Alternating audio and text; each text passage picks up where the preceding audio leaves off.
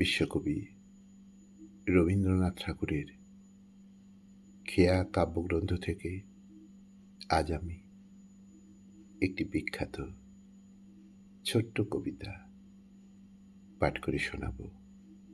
কবিতা দিনও শেষ। শুরু করছি। ভাঙা অতিথিশালা, ফাটা ভিতে অসৎ বটে, মেলেছে ডালপালা, প্রখর রোদে তপ্ত পথে কেটেছে দিন কোনো মতে।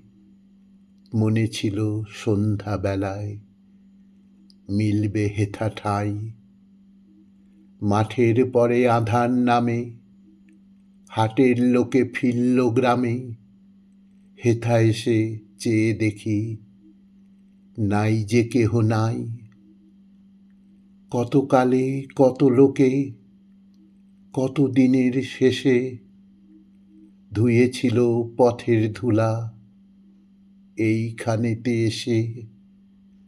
বসেছিল জ্যোৎস্না রাতে স্নিগ্ধ শীতল আঙিনাতে, করেছিল সবাই মিলে নানা দেশের কথা।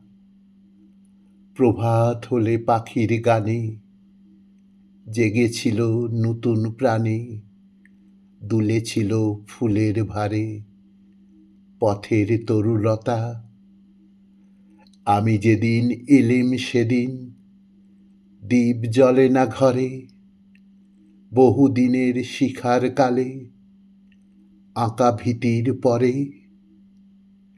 শুষ্ক জলা দিঘির পাড়ে জোনাক ফিরে ঝোপে ঝাড়ে, ভাঙা পথে বাঁশের শাখা ফেলে ভয়ের ছায়া। আমার দিনের যাত্রা শেষে কার অতিথি হলেম এসে। হায়রে বিজন দীর্ঘ রাত্রি, হায়রে ক্লান্ত কায়া। হায়রে বিজন দীর্ঘ রাত্রি, হায়রে ক্লান্ত কায়া।